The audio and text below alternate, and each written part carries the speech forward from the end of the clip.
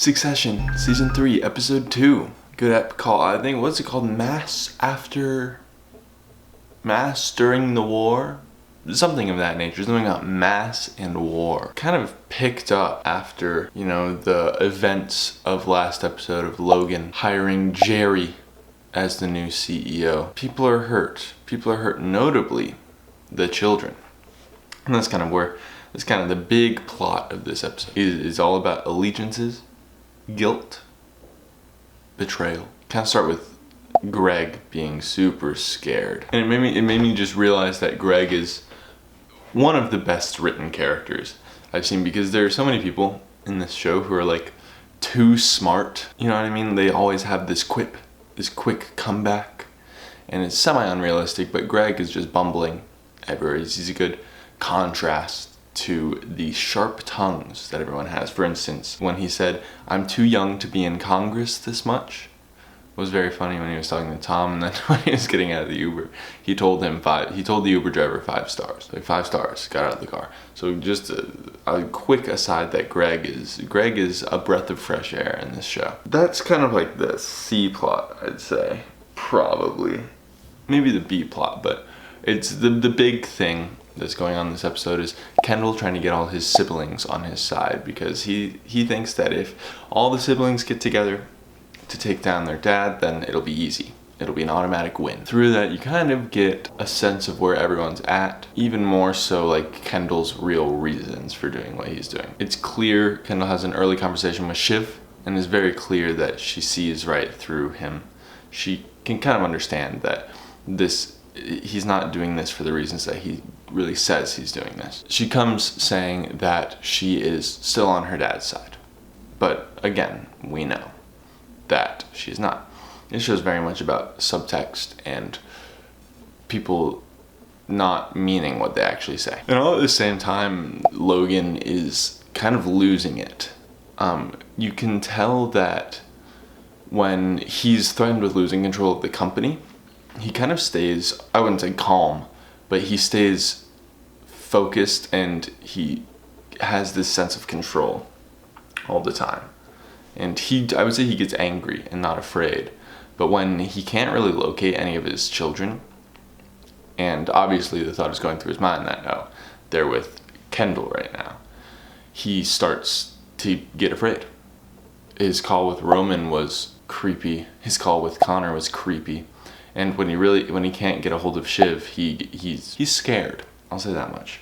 So that's another interesting insight into Logan and where his priorities are, really. It's all about control for him. Control over his family, even more so than control over his company, because he's talking about stepping back from his company. And Logan's asking Tom, where is Shiv? Find Shiv. Find Shiv. And Tom, it's interesting in this episode because he knows where Shiv is, but Shiv won't tell him, and he knows that Shiv is lying. I feel like it's a little satisfying to see Tom not roll over for Shiv necessarily, because obviously they have a bad relationship, and we've been reminded of that in the previous episode. But the fact that Tom isn't just like, okay, I love you, is I don't know. It was good to see, because at the end of the day, like, Tom's not a good person, but I feel like he's been wronged in their relationship. He has quite a few times. So to see Tom kind of take the reins a little bit was satisfying.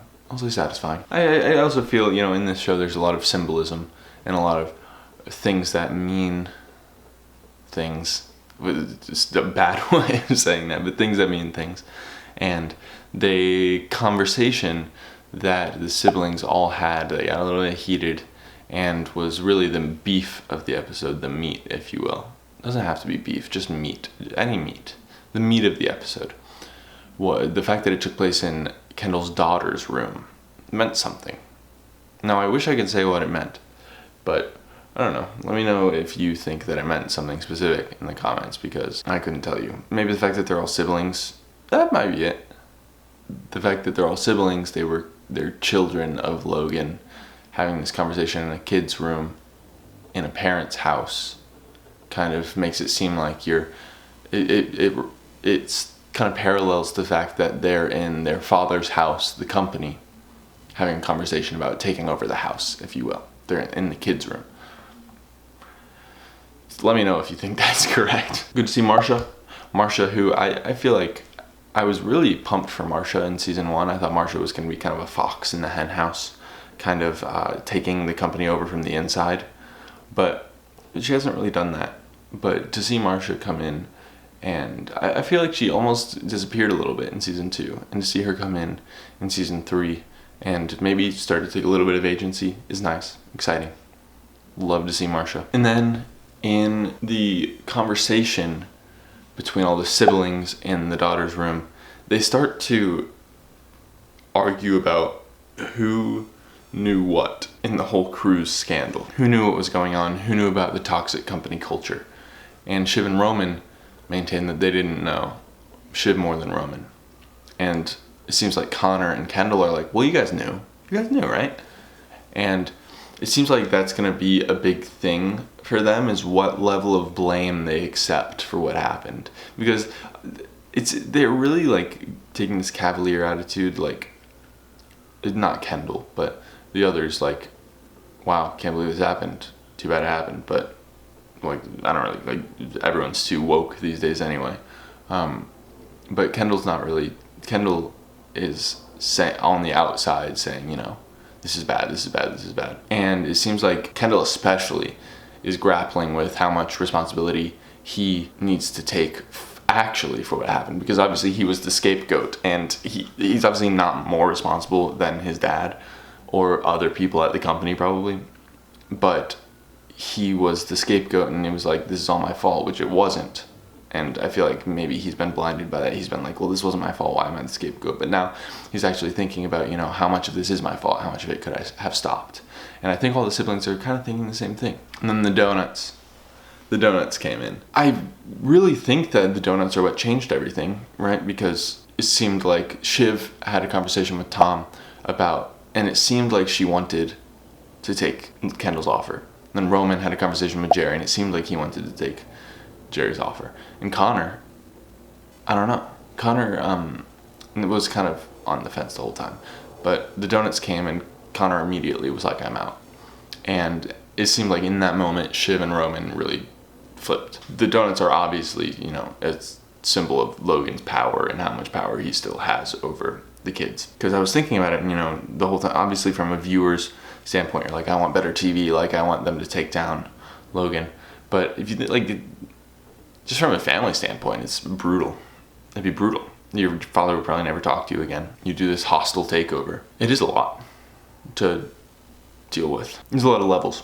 If you think about it from a human standpoint, as opposed to just like a what you'd like to see on TV standpoint. And all these shots that they have, like, New York is a really beautiful city. You could get like really beautiful cinematic shots of New York, but they never do. And I feel like New York itself has never been a huge character in the show, but when they do show it, it's kind of ugly, the overhead shots. I don't know, I feel like maybe that's for a reason. That's to show the ugliness that can happen there, I guess.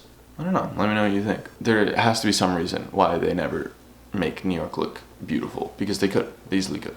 Maybe they have before, but in this episode they had some overhead shots of New York that were not very beautiful. And then at the end of the episode, Logan shows up in this show of familial bond, closeness or whatever, and hugs Roman, says hi to everyone.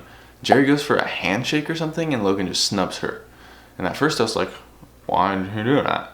But then he gets in the car with Shiv, they're driving. Logan says something really cryptic about, like, that I couldn't really understand. Like, I didn't really get what he was saying about, like, the chemical suit called Jerry or something like that.